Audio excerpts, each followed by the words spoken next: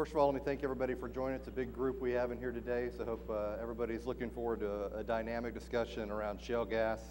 And as our title says, we're calling it a seismic shift in the energy landscape. For those of you that have seen Haynesville or some other plays around the negative side of this isn't the right panel. We're going to talk about the great opportunity that shale gas provides our industry, our companies, and our firms. And I've got a pleasure today of being joined by three members of the industry that are working this issue really every day. So I'm going to ask each of them to give a little bit of their background and what they're focused on at their companies. And I'll start on my right with Joey Hall, Vice President of the Eagleford Shale at Pioneer Natural Resources in Las Colinas. Joey? Yes, Joey Hall with Pioneer Natural Resources. I've been the Vice President of the Eagleford Shale Asset Team at Pioneer for a little over a year now. Prior to my time on the Eagleford group, I managed our operations and actually established the operations up in Alaska for us for 5 years. Prior to that, worked deep water and also international. And I've been with Pioneer basically my entire career, except for a short junket with Anadarko. But I come from a project management, facilities engineering background up to the position that I hold today. Joey. Bruce? I'm Bruce Bullock. I'm director of the McGuire Energy Institute at the Cox School of Business at SMU. Been there not quite 4 years. Prior to that, I spent 20 years at FMC Technologies here in Houston, and before that, 5 years with Atlantic Richfield Company. We perform a number of studies at the McGuire Institute, some of which have been related to the shale gas issue, and so we look forward to sharing some of that with you this morning. And Hal? Hal Hickey. I'm the Chief Operating Officer at Exco Resources. Been at Exco for about 10 years, and we've grown from 60 people to over 1,000, so it's been a pretty fun run. I grew up in North Louisiana and went to school in Louisiana at LSU and went to work for Mobil Corporation, was there for about 21 years. When a certain merger came along, I left and joined Exco at that time and came in as a production manager, then moved to Appalachia when we bought a unit up there, and I ran that business for a while, and then came back into this role in 2006. And just as a little side note, Exco is a public company, but we're in the process of a management buyout, so we're going through some pretty significant change. Interesting times right now for Exco, but interesting times for all of us.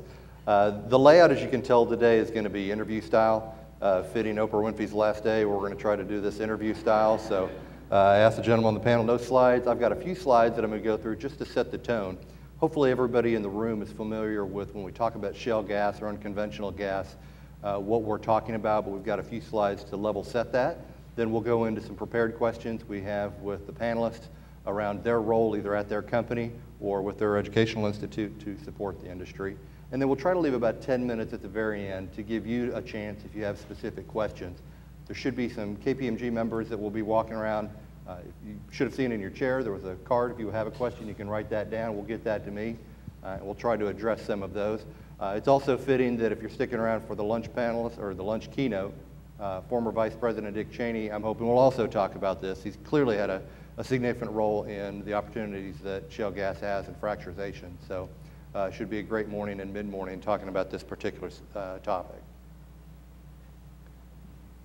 And I mentioned the Cheneys.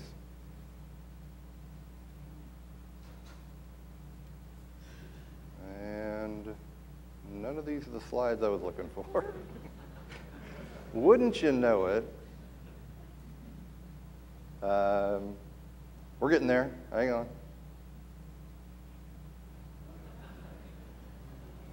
I think our slides have gotten out of order. So I'm just going to talk to you about what slides you should have seen up there related to this.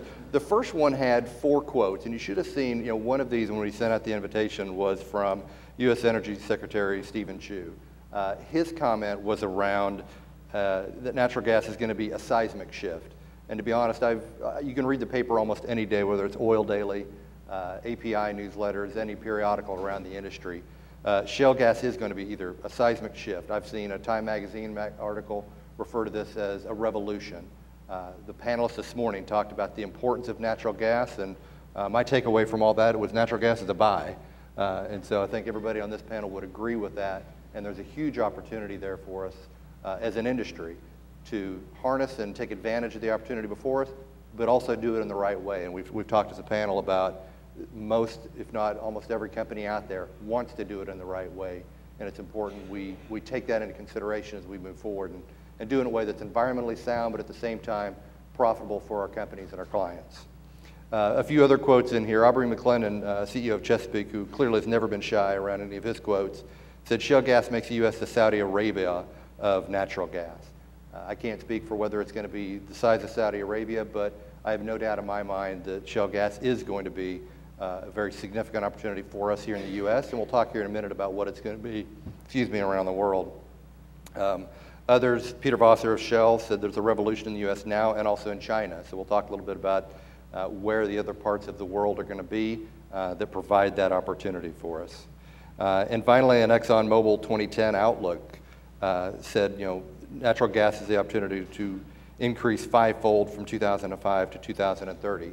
So clearly some large individuals and some large companies really see this as a huge opportunity that we can take advantage of and where that's going to occur at. The next slide that I guess Greg is still trying to see if he can find back there is around North American shale plays. And we have an outlook coming out, but if you look at a map of North America, shale is not just on the gas side, it's also in oil. There's huge opportunities in the Bakken Shale of North Dakota. We have a few clients here today working in that area. This group will talk about in the U.S. where the bulk of the activities occurring today is in the North Texas and even eastern United States. A lot of this started in the Barnett Shale, thanks to George Mitchell and Mitchell Energy, kind of harnessing the technology that made this revolution possible. But now that is shifting now to Haynesville and Marcellus that EXCO is heavily involved in, and Joey and Pioneer with the Eagleford Shale. So we're seeing each of those plays have significant opportunity for not only the U.S., but we'll talk a little bit about why foreign companies are making investments in joint ventures or other companies here in the U.S., not just for return on investment, but through any joint venture, learning about the technology, learning about the operations of those particular areas, and what it takes to then harness that information and take it to the next area of the world, whether that's India, China, Australia. There's going to be some large areas out there that provide us that opportunity. And the final one I had is just from a world map perspective, and I've mentioned a few of these, but once you expand outside of the United States, Argentina is an area that's getting a lot of attention. Repsol YPF recently had an announcement where they've discovered and have access to about 4.5 TCFs of reserves of shale gas, and they're throwing out numbers of unproved assets in shale gas that could exceed 250 TCF. So again, Argentina, which has a long history of oil and gas operations, is seeing shale gas as a future success area for it. Europe, there were some comments this morning around there's great opportunity in Europe. There's some great shale deposits there that have known hydrocarbons, but you have a dichotomy of you have countries like the UK that have embraced it and said they're open to fracturization. You also have countries like France that have said, not in our lifetime, it's not going to happen. So Europe will be an interesting one over time to see how shale gas plays out there. Australia has made some huge investments. There's shale gas there. They have the potential from an LNG perspective to be a great exporter, harnessing the shale gas and moving it to other parts of the Asia-Pacific region, which are going to have some huge opportunity. And finally, China was another one that shows up as great opportunities for shale gas, huge deposits, and depending on their growth, there are going to be great opportunities to meet the growth needs that they have from a GNP perspective and meeting their needs from an energy perspective. And so hopefully shale gas or gas in general becomes a huge part of that.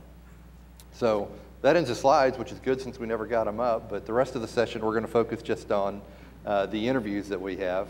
And so we will jump straight into that.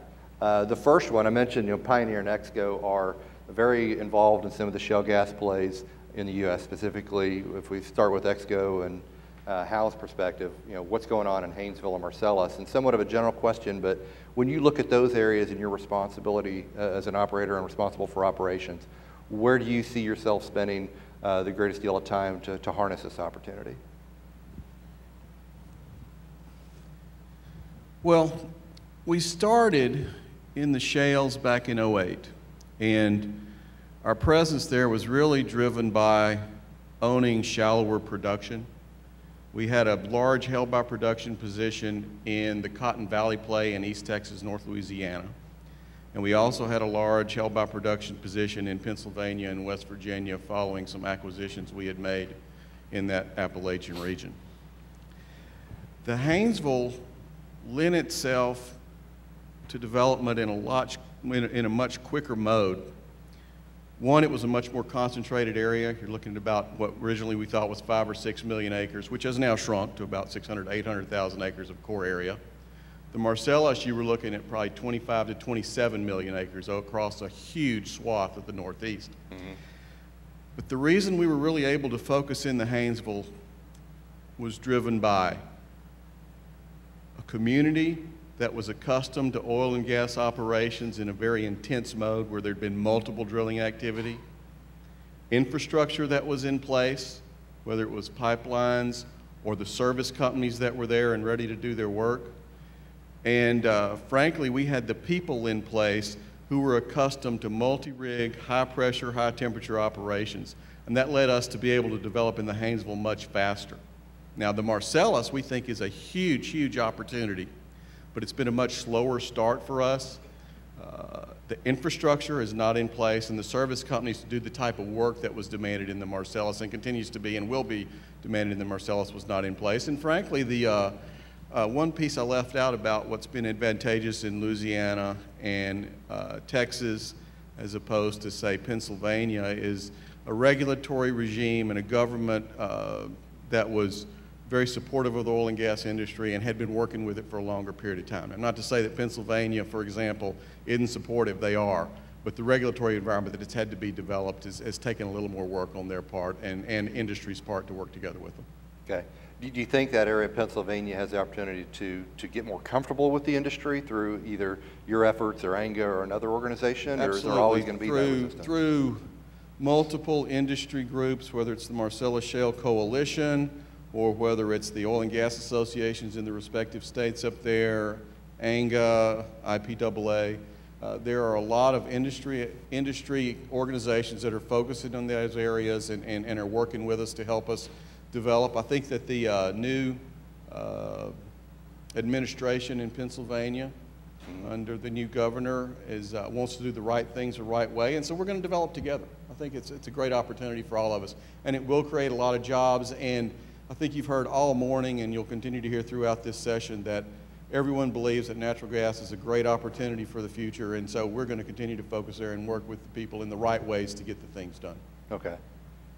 Joey, how about from a perspective of your work around the Eagle Shale and the opportunities and things you're working on there? Well, I've got some good news for you. Your slides are ready. So. Awesome. Timing is everything. We missed that. Just like John Rich on the Celebrity Apprentice the other night when he introduced the group and they didn't show up. But anyway. Don't worry about that. It worked out. Actually, stepping back a little bit in my career, a quick story that kind of relates to you, my experiences on the Eagle Ford. Going back to my deep water days, which is hard to even compare from an excitement factor, you know, working on deep water projects and the things that you see and the things that you do and the things you are able to show to people and accomplish and the money that you spend.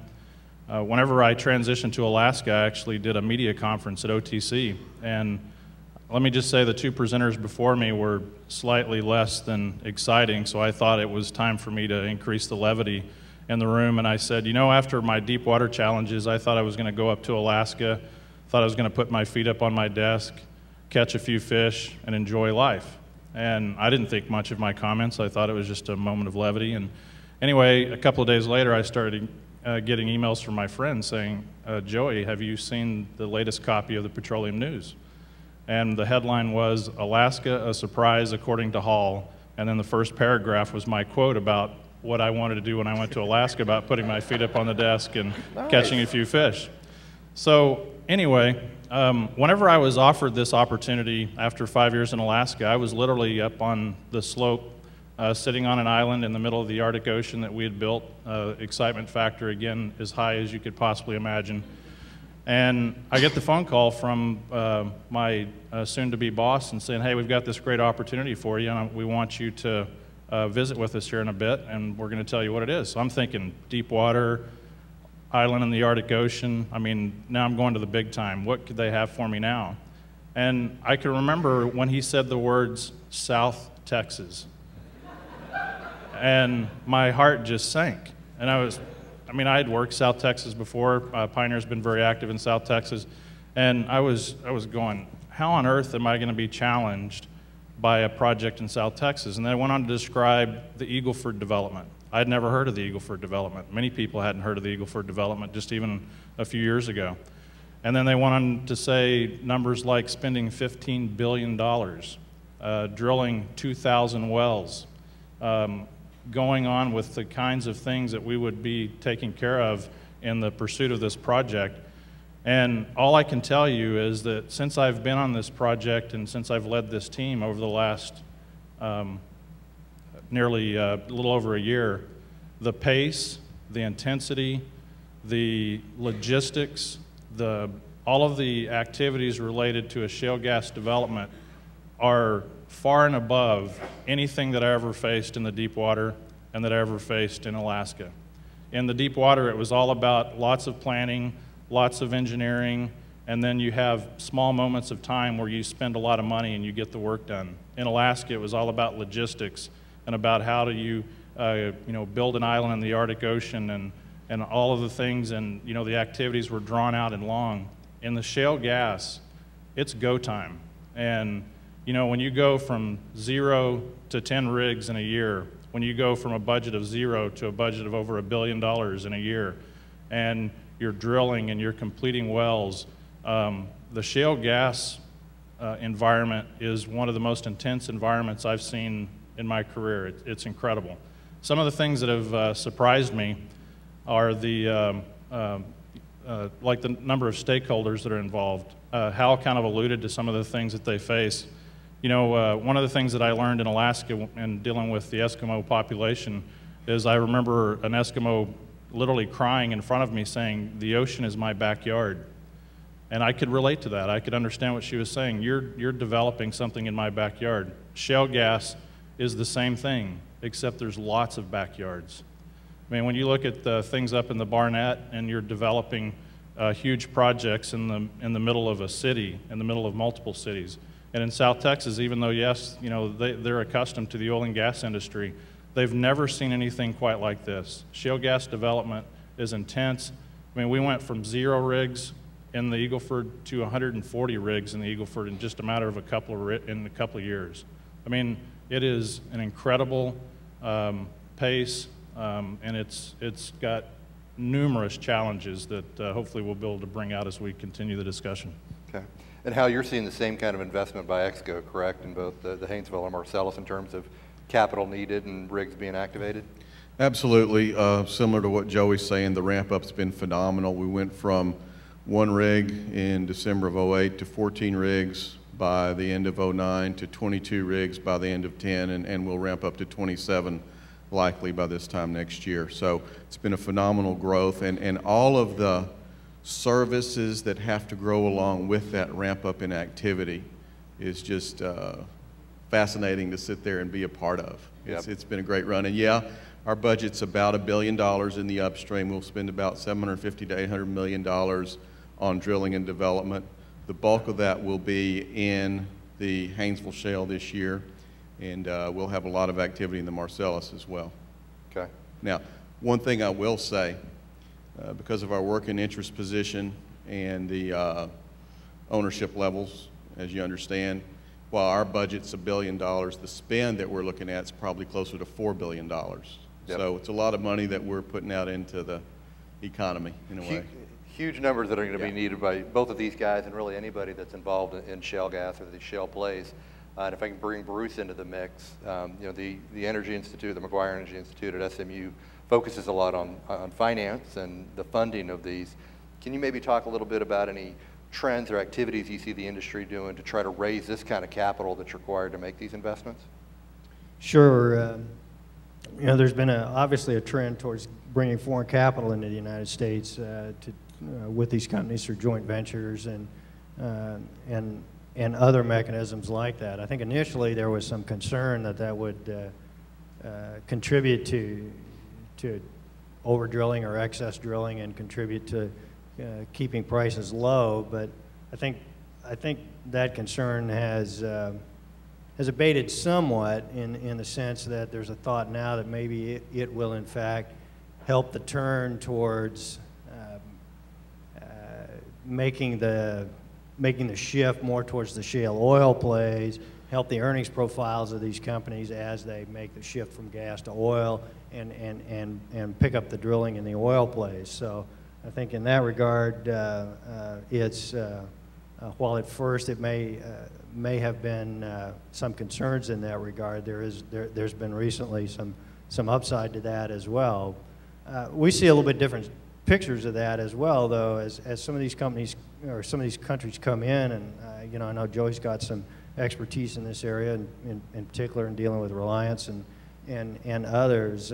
We get a lot of regulators that actually come in and sit down with us from various countries from around the world and say, hey, we'd like to sit down and put in place best practices for regulatory practices as we prepare to bring shale gas or shale oil drilling to our country. And it's actually refreshing and exciting. They're thinking 15, 20, 25 years out as they're looking at the investment profiles that they're going to make this far out. And they want to do it right. They want to learn from our mistakes. And in that regard, they really do have a long-term investment profile, and they know they're going to need the energy, especially in the growing areas of the world, whether it's China, whether it's India, and other areas like that. So their planning horizon is much longer than ours, and I think that a lot of that is attributable to, or we're seeing that as evidenced by their investments in a lot of these plays. On that note, when you're talking about joint ventures and the investment, joint ventures have been around as long as the oil and gas industry, I think. But for both Hal and Joey, your two companies recently had very large joint ventures announced with international companies. And Hal, maybe we start with you. Your company has gotten into a partnership with BG and looking at the investments that are going to be required and the very large sums you talked about. Can you talk a little bit about the importance of the relationship with BG as a partner and kind of what that's meant to manage that as they've come on board? Sure. BG's involvement with U.S. shale gas was driven by their interest in being involved in this huge resource play. And we were in a position where we needed an influx of capital. We had a pretty large debt position we needed to manage down. And we had these great assets. BG came along following a pretty rigorous process. We probably had 17 different companies that we ran through, excuse me, a data room process, and BG was a very good match with us. They wanted to be part of the resource play. They wanted to grow. They wanted to grow both through acquisitions and the drill bit, which we were very keen to do. And they very much understood our strategic drive to maintain a midstream position as well. And so what the midstream position allows us to do is test our wells to sales. So literally 98% of the wells we've brought online, we've tested immediately into sales. So that's been a very key part of what we did. But from our perspective, besides the capital, BG brought some very good processes and some very good people. We have probably 35 or 40 BG secondees across our portfolio working with us day in, day out, just like my vision is you go down the hall and I don't want to say, well, that's EXCO, BG, EXCO. I want to say this is the reservoir engineer, this is the drilling engineer, this is the accountant, this is the geophysicist, et cetera. And that's the way it's working. Now, the processes that they've brought caused me to open my eyes a little bit. Some of them were very, very different from what I might have done in my EXCO world. For example, we did a social impact assessment in North Louisiana. All right, I grew up in North Louisiana. I think I know what makes people tick in North Louisiana. I'm sure you do. But they said, we really need to do this. And there were some great learnings from that about some things we needed to do a little bit different, little improvements on interface with the community, interface with the government, and they brought a real good government relations perspective to us. So it's been a good match in that sense. Besides just the capital, it's the strategic focus, it's the processes, and it's allowing us to do things faster than we would have done before. Have they had the kind of long-term view of this investment that Bruce just kind of mentioned in terms of how long they expect to be involved? Absolutely. We're in this for the long haul together. We've got multiple years of drilling. We'll be running this 22 to 27 rig program in the Haynesville probably for the next 3 to 4 to 5 years. Marcellus, we see a long-term development program there as well. It's a huge opportunity for us. And so, yeah, I can easily say BG's in it for the long term with us. And we're very aligned as far as wanting to grow beyond just the current positions we have. One thing I'll say that's been a little bit of a challenge for us is BG is a big corporation. They operate in 25, 28 countries around the world, something like that. When we get in the room, the EXCO people that are in the room can make a decision. And BG has certain approval levels they have to go through. Authorities have to be reached out for and graphed. So it takes a little bit longer. So sometimes we have to kind of be the bank of EXCO is what we joke around and say. But it works very well. And in everything we've done to this point, they've participated. So we're 100% aligned. Okay. I think a little bit of that is the comparison between a true independent who is more nimble, more active, and being able to make a decision quickly, and a more integrated company that, dare I say, bureaucracy or those controls that are in place. Bureaucracy, to make sure and there's a large portfolio out there that they have to manage. Right. So in a joint venture, you're trying to balance $1 billion spend, those. and they might have $30 billion, and they've got some huge commitments around the world they have to manage within their portfolio. Yeah. Correct. Joey, how would that compare and contrast to what you're seeing with your joint venture with Reliance Industries out of India that you have in the Eagle Ford? Well, a very similar story to what Hal referred to. In going back to the, speaking of the pace of development, from Pioneer's perspective, you know, we try to operate within our cash flow, and we're not a massive company. We're a decent-sized company, but nothing compared to Reliance. So obviously, Reliance bringing money to the game is the most attractive part of the JV. You see different companies doing different things, like you see the Petrohawks and the Quicksilvers of the world who build up their midstreams and then sell off their midstreams, and they use those types of things to fund their business. But in our case, like I said, we're spending over $1 billion this year, but Pioneer's net spend of that is only $100 million. So there is no way Pioneer as a company working within cash flow could have done that without bringing in a joint venture partner. As far as our relationship and how the joint venture is working, you know, partnerships are a funny thing. Some of them go very well and some of them don't go very well. And I can tell you that in the case with Reliance, certainly completely different cultures, not only from the fact that they're in India, but also they're a huge company, they're a private company, and then you go to a smaller independent in Texas, you know, the differences in cultures are vast. However, the experience has been incredible. They're very engaging, they're very involved in the process. They too will be bringing in secondees into our operation. They're not involved yet. Now it's getting more and more difficult to get work visas, and there's some struggles associated with that. But here, in just a matter of time, we'll have people sitting in our offices. And I agree with what Hal said. You know, one of the things that I set out with them, I said, look, you know, I hope that our relationship isn't going to be that you're going to bring in a group of overseers, but yet you're going to bring in a group of participants. And one of the things a lot of people don't know about Reliance is, you know, they do have oil and gas operations over in India. They're a world-class project executor. They've executed some of the largest projects and very successfully. And so we covet their expertise, and we look forward to their abilities and what they bring to the table. They've drilled wells in the deep water. They have good drilling expertise. They have excellent reservoir engineers. They bring a lot of skill sets to the table, more than money, that we look forward to helping us move through this development. You know, Walter Vanderveer is their U.S. Chief Officer. I mean, he was very involved in Shale as the senior executive.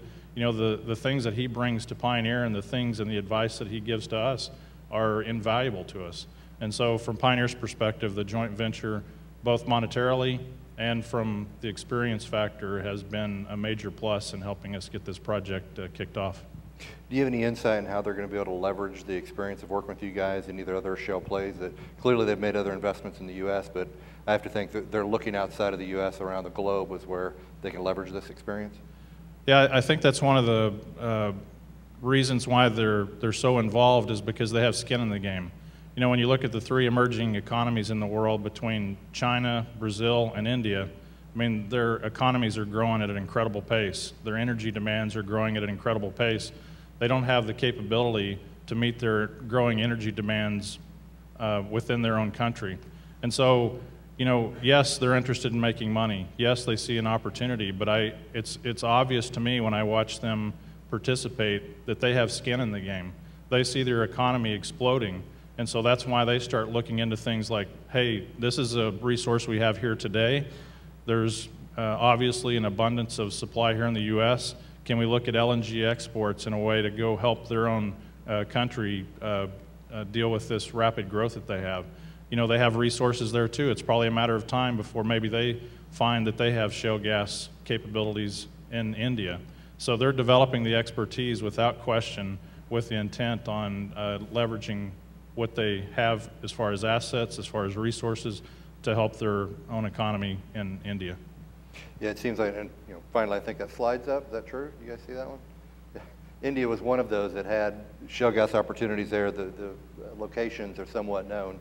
So it'll be interesting to see how those Indian companies learn from this experience and then go back either to India or other parts of the APAC region to try to harness some of that available gas that's out there, not only for their own needs, but it was good to hear the panel this morning talk about the importance of gas, because to Joey's point, India, with the growth it has to find, you know, alternative fuel sources, and shale gas has that opportunity to do that.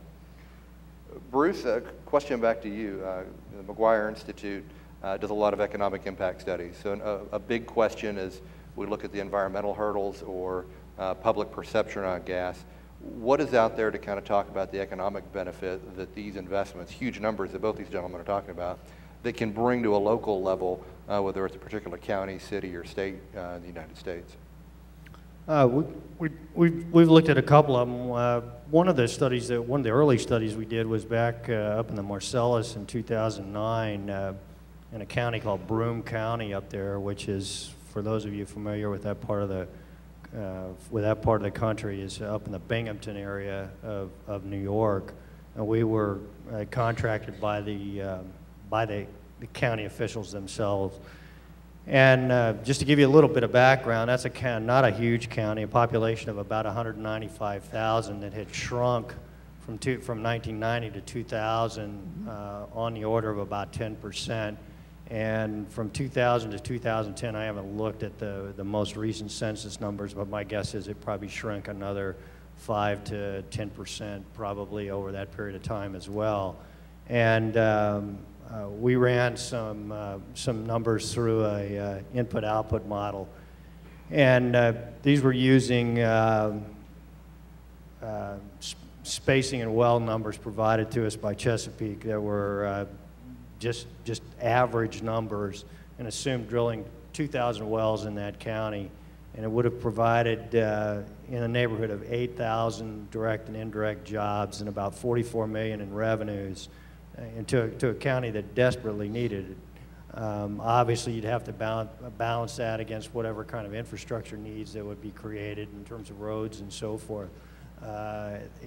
But it would have truly been a shot in the arm in a county that had suffered significant declines in its economy over the past 15 or 20 years, and the county government itself was very excited, and it was really trying to attract drilling activity and gas development activity to that particular part of the country. And as most of you know, the regulatory process in New York has gone much slower than it has in Pennsylvania, and in fact come to a virtual halt in most areas of the state as a result of that.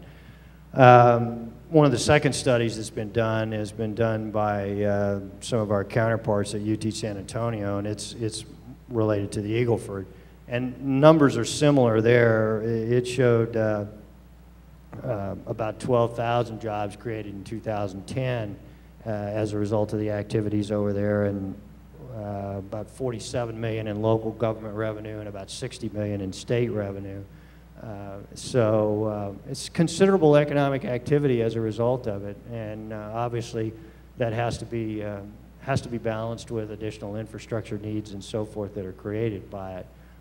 But clearly some upsides from an economic activity perspective. Joe, in that Eagleford note, and I know you do some outreaches to communities, it's important to get out and talk to them about not only how the company's trying to operate environmentally safely and be a good kind of corporate citizen, but what kind of reaction have you seen as you've grown accustomed to South Texas now and the importance of it?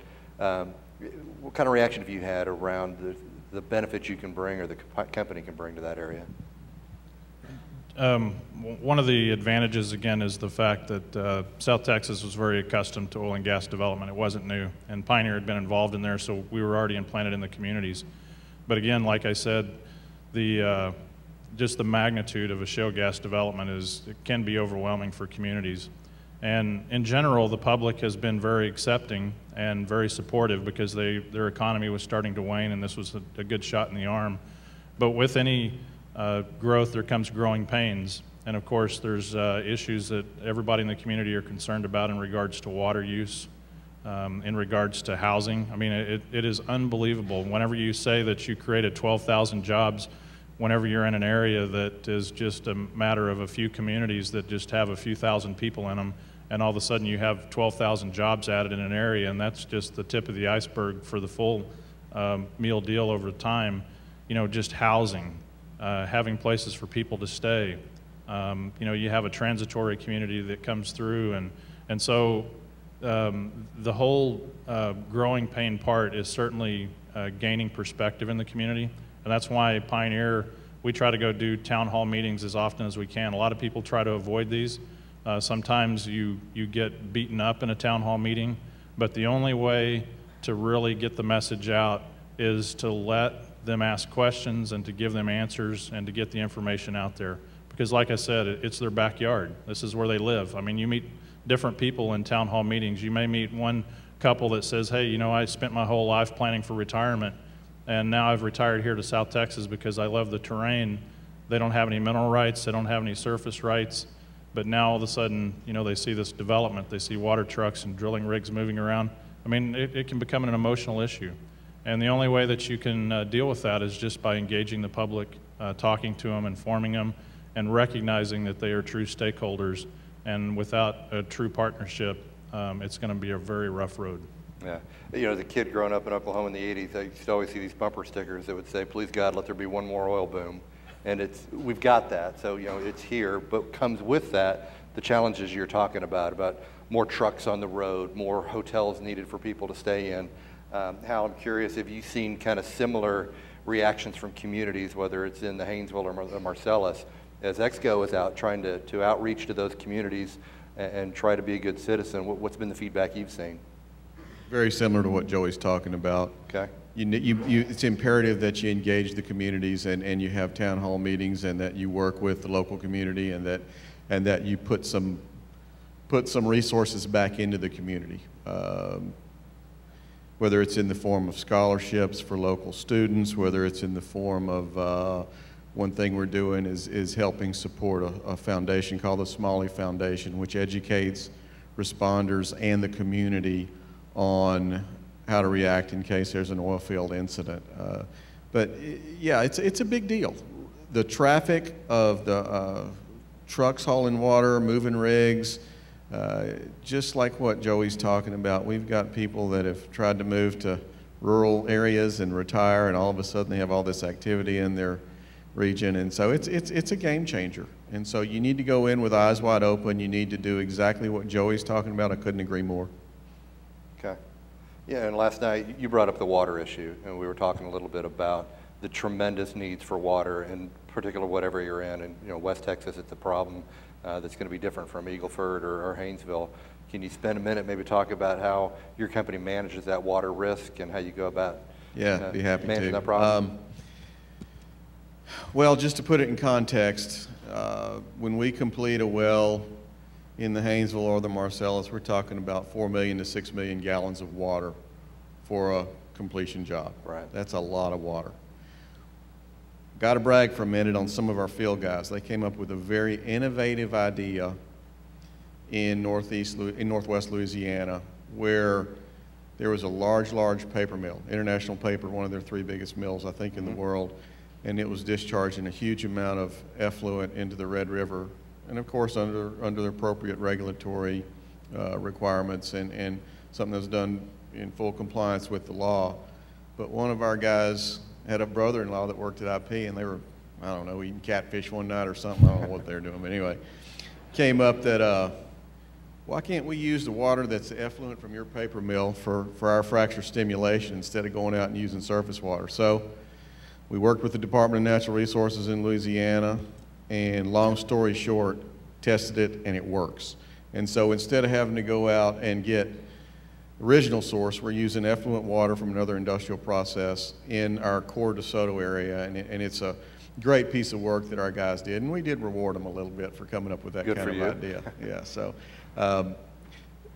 that's just one thing, but you go over into areas like the Shelby, St. Augustine, Nacogdoches County areas, we're going to have to source water from the surface, and that means either Toledo Bend or Sam Rayburn lakes, reservoirs, or you get it from locals. And it's, one, it's an expensive proposition, and two, it's just a huge amount of water. And when you put that water down hole, you only get 10, 15, 20% of it back. It stays in the formation. So what we're doing in the Marcellus, for example, we're working toward 100% recycle of water. So whatever comes back with the production will go into a closed system. We're about 95% there, and we'll recycle the water. But can't emphasize enough how water is just a very huge matter to deal with. It's very expensive. It's something that's very much in the public eye, and it's something that we're very conscious of when we try to do the right thing. Okay. Joey, how about in Eagle Ford? How are you kind of managing that water issue, and how's it taking up your time? The good news in South Texas, it's there are some plentiful aquifers that are non-potable, that are accessible in parts of the field, not in all of the field, and so that helps to a great extent. You know, the first thing you want to do is minimize your water usage so you can optimize your completion design, and by going from what we refer to as slick water fracs to the gelled systems, you reduce your water usage by as much as 30%. So there's an example. And there's other technologies emerging that just from water usage perspective would allow us to minimize the amount of water that we use.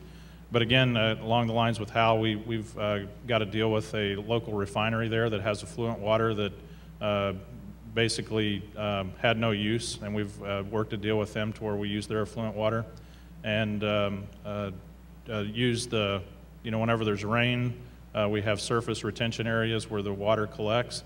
Unfortunately, in South Texas right now, they're in the midst of one of their worst droughts in history. And so whenever you compound the fact that they've got a drought, when their regular water wells are drying up and starting to turn sour and things because of the lack of rainfall, it certainly creates the perception that water usage is a major issue. And so for us, we want to focus on minimizing the amount of water we use, find alternative sources, try to find sources that are non-potable, that we can minimize the overall use of the water that they obviously need to water their crops and maintain their cities. Okay. That innovation is great. It sounds like that's what each play is going to have to do. You're going to have to look at the water access, their ability to get to the water in each area, and hopefully BG and Reliance are able to take away from there as they move into new areas, or you guys move into new areas. The team's got to rethink, all right, what are our options for water, but manage it in the right way. If we stay a little bit on kind of the operations side, and one of the trends, Joe, I've seen, you know, at Pioneer in particular, is the idea of becoming a more active services company and having within the company your own either drilling fleet, well completion fleet, fracturization services. Can you talk about kind of the origin of that at Pioneer and where it's been a benefit to your operations? Yeah, one of the things that Pioneer gets a lot of attention about is the fact that we have gone into the integrated services model where, for example, in South Texas, we have just deployed our first frac fleet. We own it, we operate it, the employees work for us, and by the end of the year, we're going to be sending out our second frac fleet. And inevitably, when people start hearing that, there's people that think that's a great idea, and there's people that think that's not such a great idea. And to understand why Pioneer does it, you have to really go back in history a little bit. back to 2004 when we merged with a company called Evergreen that was involved in the coal bed methane up in Colorado and northern New Mexico. And they, by the fact that they were so isolated and the fact that it was coal bed methane, very low margin type development, the need to control cost, and the fact that it was hard to get resources in the area, decided that they were going to do an integrated services model. And they got their own drilling rigs, they got their own completion equipment, they did a whole bunch of things. And so whenever we did the merger with Evergreen, we inherited this. And to be quite frank with you, I was in Alaska at the time, and you know the merger was going on, and you know how hall talk goes. All of us amongst the ranks were saying it's just a matter of time before that service company disappears because it just doesn't make sense. Well, as we became involved in it and understanding the drivers in that area, we discovered it does make sense. And so the fact that Pioneer is electing to do this and the fact that Pioneer is being successful at this has to do with our history. We already had the expertise in-house. We already understand the business model.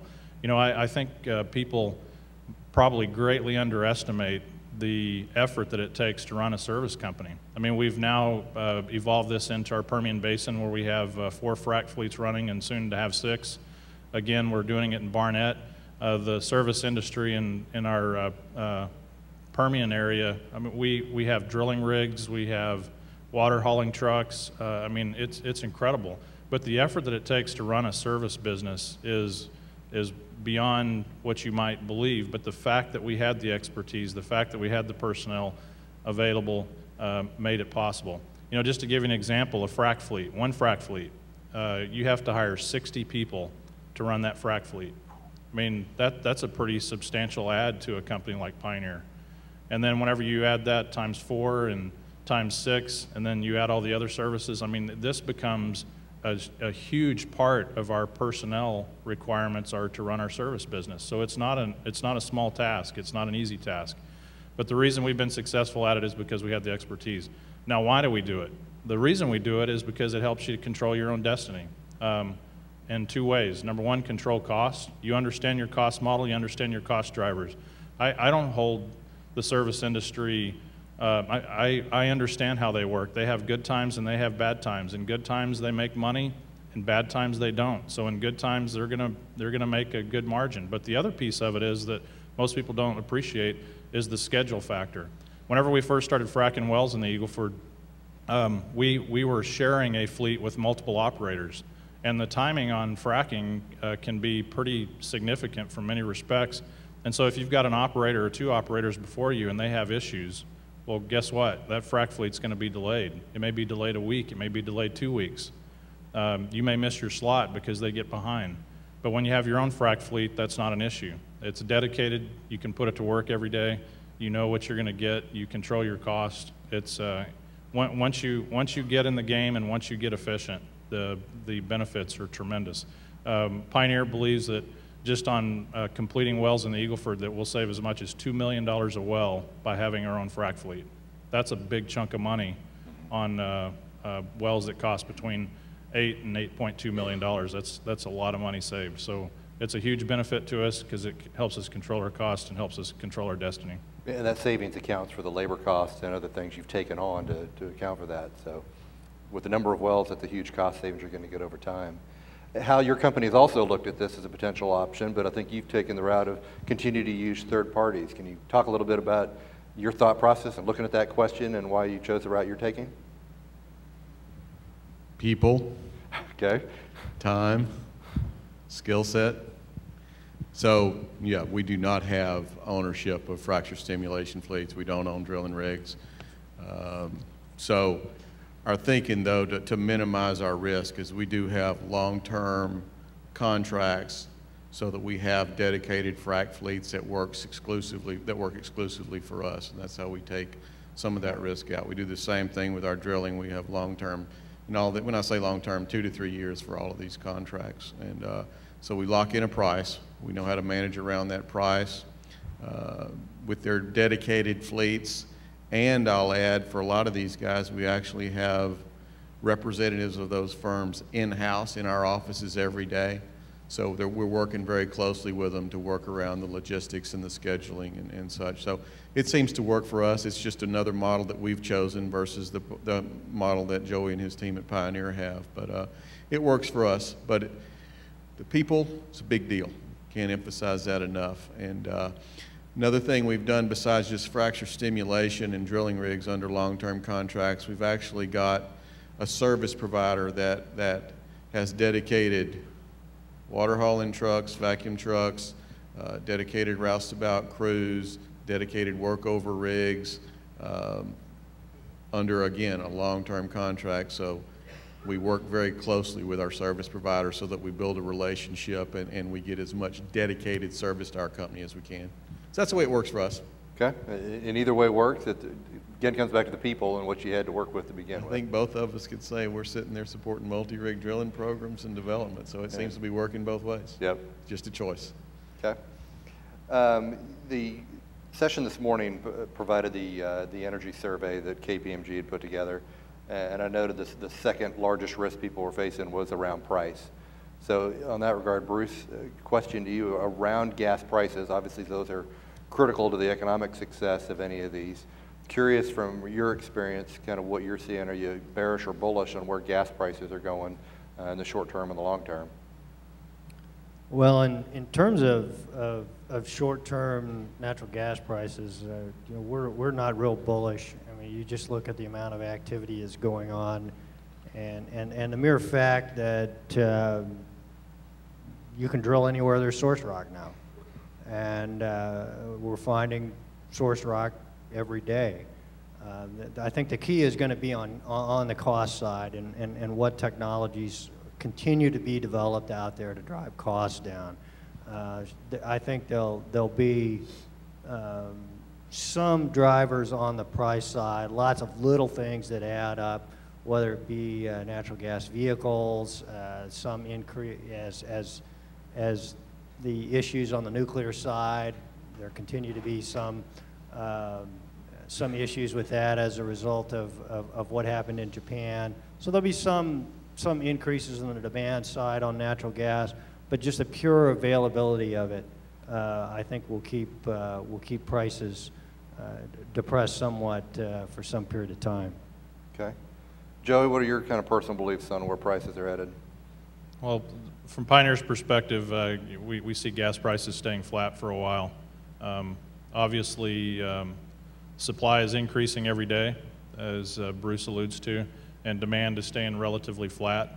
And any of the things that could be a paradigm shift in the need for natural gas here in the U.S., you know, they're going to take years to develop. You know, you look at all the things like compressed natural gas vehicles.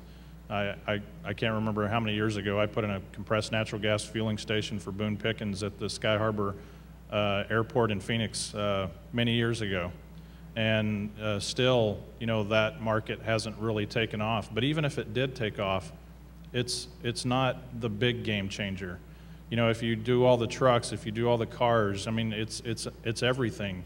Power generation, you've got to put all that together to really get the real big paradigm shift in gas demand to get to the point where you can see a trend towards the gas prices starting to increase. It's a big deal for Pioneer and the Eagle Ford. About 20% of our acreage is in dry gas. So we have some decisions to make. You know, you have to drill your wells within 3 years of signing a lease. And we've pushed our dry gas wells out as far as we possibly can. And, you know, we have to evaluate, does it even make sense for us in this market here even in the next 2 to 3 years? Are we going to drill those dry gas wells, or should we focus our resources on the more condensate-rich field and let those leases go? Those are decisions we have to make. So it's a tough market on gas right now. Hal, when it comes to you, what are your views on prices? Soft over the next couple of years. Yeah. No bullish people out there on where gas is going based on the supply. Well, over the long term, we're bullish. We think that natural gas is a great energy resource for the future. It's clean. It helps meet some of these international initiatives. We think that it's going to be in huge supply, of course, which is a little contradictory to which direction we might want price to go. But we don't mind it staying low for a while. We think that might present some acquisition opportunities for us. So there we go. that's one of the ways. Be opportunistic. One of the ways we've grown. So it may be an opportunity for some people. Okay, excellent. I've got another question that's going to be a kind of a summary question, but before we do that, again to the audience, if there are any questions that you would like to ask the panel, please look at the card you had in your seat, write it down. Greg Bergman or someone from KPMG can walk around and get those to me as we're wrapping up this next question, and then address a few of those before we break to go hear from the former Vice President. But back to the panel. The next question I had, and this is a bit of a summary kind of question for each of you, but back to the quotes we had earlier, Stephen Chu was quoted as saying that shale gas is a seismic shift in the energy landscape. And so my question is, what are your views as shale gas being a game changer, and how it's going to impact our lives for really decades to come, and how we'll work this way, and start with you. Okay. Yeah, I think it is a huge game changer. I think going from minimal shale gas production in the U.S. just a few years ago to a forecast that show a third or more of U.S. gas production will come from shale gas by 2015 is just phenomenal. The ability to be a part of this, kind of like what Joey was saying earlier, to be in a position where we've seen such dramatic growth from no production at the end of '08 to actually producing over 1.2 BCF today from a little old company like EXCO is a pretty big deal. And so yeah, if other companies can replicate that, and they can, of course they can, and the shale gas is all over, like Bruce said, it's the source rock. It's an opportunity for a lot of people to find and produce a lot of gas. The key is, can you do it economically? Is the price going to hold up enough so that it supports the rates of return that the companies need to give the money back to their investors and themselves? So we'll see. But I think it is an opportunity to change the landscape, and I think it's not a future thing, it's a current thing. It has happened and is continuing to happen. Excellent. Bruce, how about your views on that? I agree with, certainly agree with what's been said. I look at the politics of it, and I'm optimistic in that regard, especially when I look at how far we've come. Sure, we face our challenges in some areas up in the Marcellus, and even in some areas of our own backyard up here in the Barnett, when we look at some of the drilling ordinances and so forth. On the other hand, if you look at the macro picture right now, I believe natural gas is produced in 32 or 33 states right now.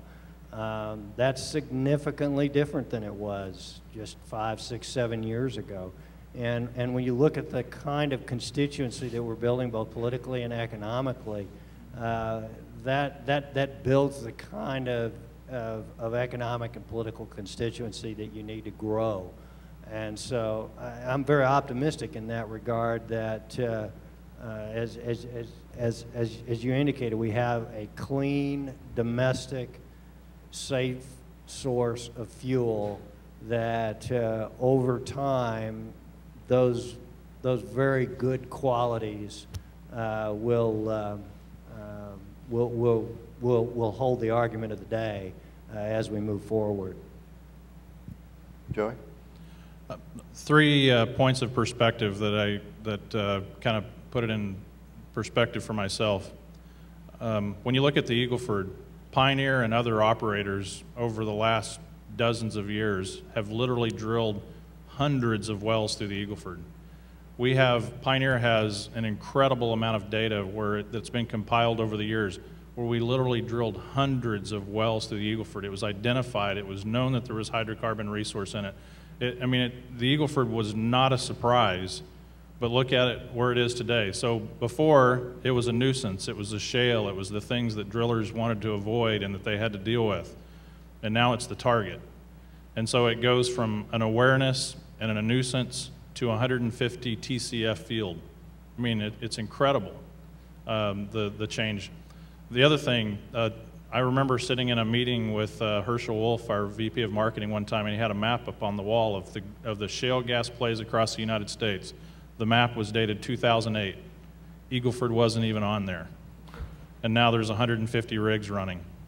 Going back to my Alaska experience, I went back up to Alaska this past weekend to visit some friends and to attend a graduation party. And guess what the big news was up there? Alaska Gas Pipeline, the thing that we've been hearing about for years and years and years, it's done. They've shut down the Denali project. I know that There's, between the state of Alaska and TransCanada, there's getting ready to probably be some issues. And why is that? They'll tell you right up front, shale gas. I mean, if that doesn't illustrate to you that the project that had been talked about is going to be the largest capital project on the face of the planet that had so much energy behind it, shale gas has basically killed that project for the near term. So shale gas is definitely a game changer. And you know, every day you hear about some new shale gas field starting to come into development. So it's a ever-changing daily evolvement in shale gas. Okay. Let's jump into, there's some great questions here from the audience. Appreciate you guys sharing these with us. And these first two are going to probably go to Hal and Joey. They're very much operational and probably a question you've seen in some of your talks you've had with communities. This first one asks, how do you ensure that fracking won't break through the aquifers and contaminate water supplies? So clearly as a landowner, a very valid concern that they have. So maybe at a high engineering level, talk about what do you do to make sure that doesn't happen in the areas you're operating? One of the advantages that we have in the Eagle Ford is well, advantages and disadvantages is that we're very deep. And that's one of the things that a lot of people characterize all shale plays as being the same. They're not anywhere close to the same. To put it in perspective, the Eagle Ford is, the reservoir on average where we operate is over 13,000 feet deep. And so it's in essence 2 miles away from most of the aquifers that people take their water from. Now, that's just a measurement perspective. The other perspective are things that companies have been doing for years, in that whenever we drill our wells, we have multiple levels of casing that we install, and we put them at different depths.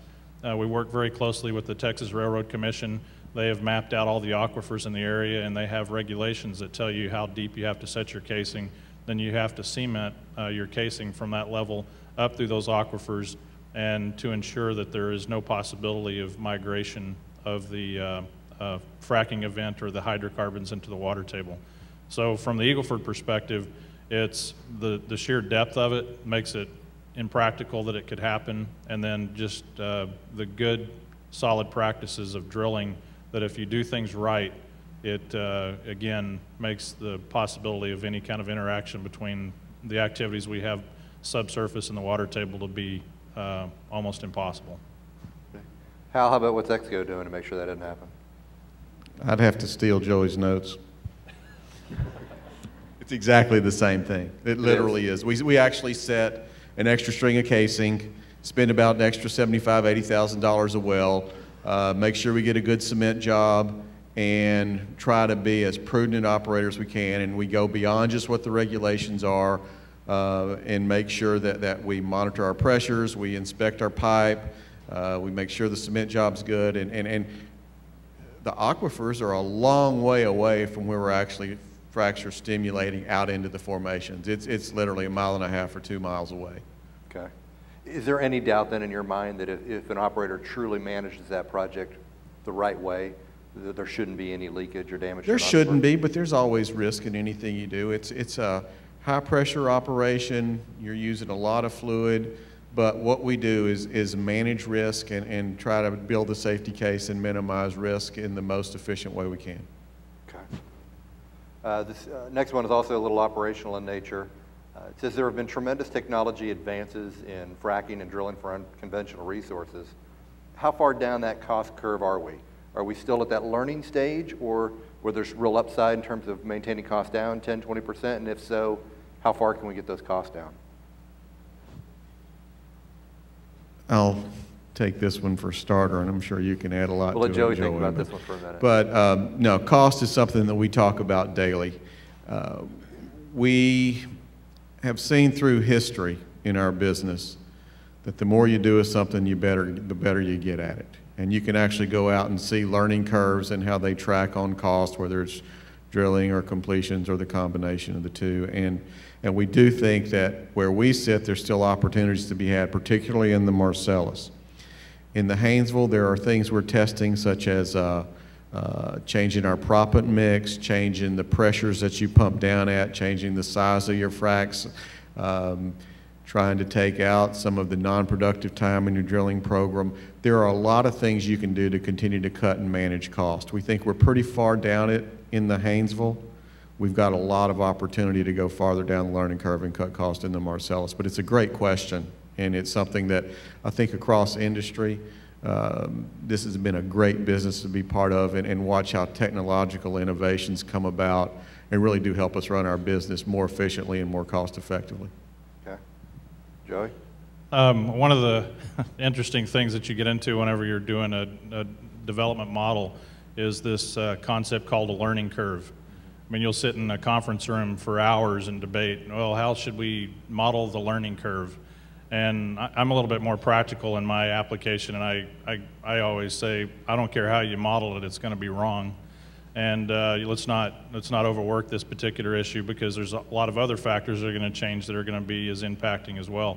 But just to give you an example, we have this fancy learning curve modeled into our development model where it shows a particular efficiency gained over a certain period of time, over a period of years. I think the horizon was like 5 years, to where you think you've reached, from a technical limit perspective, the best that you can execute.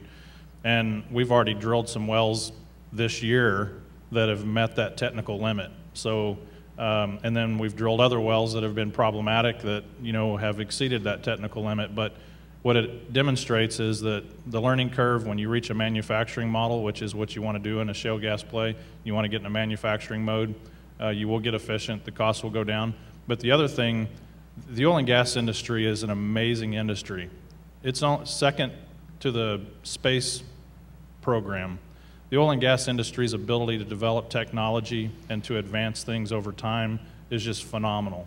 We have some of the brightest and most capable people on the face of the planet working issues continuously in think tanks, and things that we never thought were possible. For example, developing shale gas and these reservoirs that we've penetrated hundreds of times over dozens of years soon become possible. So from a technology perspective, I just always have this faith and this no doubt that the industry will respond and figure out ways to do things better. So to me, it's a certainty that costs are going to go down. That's just the way the industry works. Okay. Bruce? I would agree with that. I think that a little bit different perspective, and I think that the technology opportunities are huge in the sense that I would argue that technology uptake in this industry is relatively slow, in the sense that it has to be so proven. And in that regard, we're very deliberate. It has to be proven. It has to be safe. We don't want to add an extra layer of risk to things because of the downside of something going wrong. And in that regard, there is a host of technologies being investigated, whether it's in university labs, whether it's in company labs and so forth, that are out there that I think offer huge opportunities that are out there that once they're proven, and they are out there. Okay. Bruce, this next question, I want to kind of start with you on this. You do a lot of work with the Bush Institute and have recently done a conference on natural gas. And we all know from a demand perspective, utilities have a great opportunity here to increase that demand. So the question's related to that and asks, what is your outlook on the probability of utilities switching from coal to natural gas as a feedstock and this increase in demand? Well, clearly, natural gas is a clean, available, domestically available fuel, and if you look at its availability in Texas, especially, it's a great fuel, and it's a great peaking fuel from that regard as well.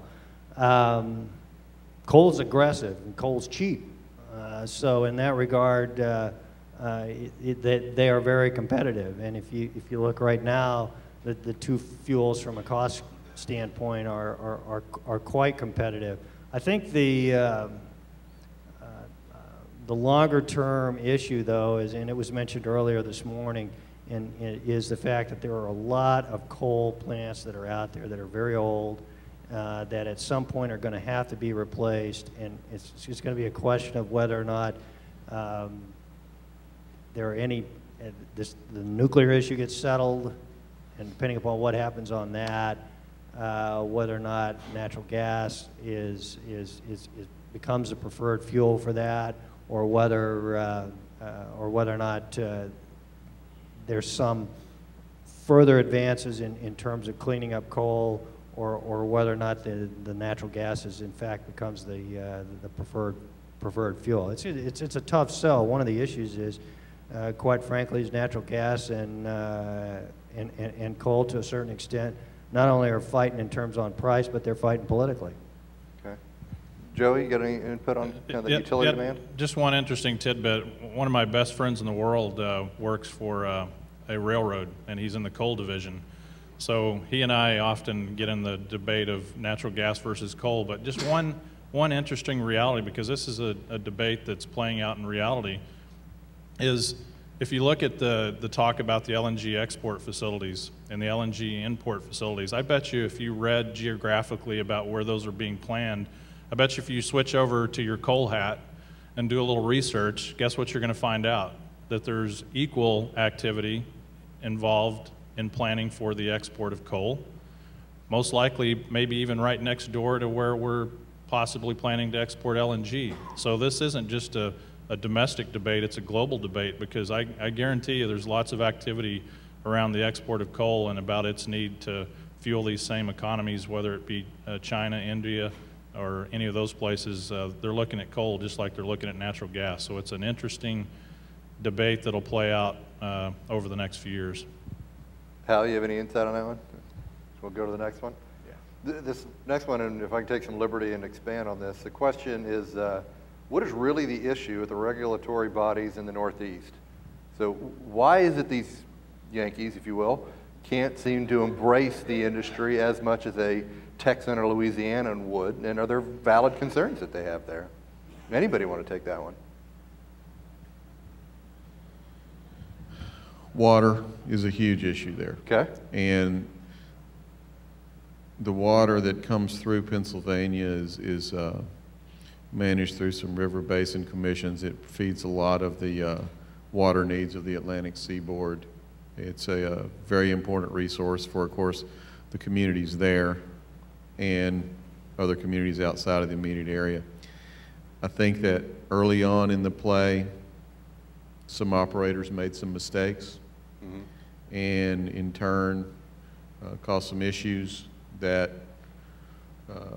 led to some rigor in the way they wanted to look at the regulations, and we support that rigor. We think that one of the biggest things you can do is develop this resource the right way. And so we want to work with the regulatory authorities, and I think we're positioned very well as an industry to do that now with this new administration in Pennsylvania in particular, and move forward in building regulations that support environmental initiatives. We support environmental initiatives, of course. We live and take part in those communities every day. We're a part of them. So I think that a lot of it's rooted in some lack of understanding of what it takes to do things the right way. I think there's some education that has to be carried out, and it is underway. And I think that we've got a huge opportunity in front of us to manage this thing together and get to where we all need to be. Okay. Well, I think that's a good one to end on, because I think it's a good segue. I could see us in the future at another conference talking about how the lessons learned here at the U.S. level then start to expand out into other countries.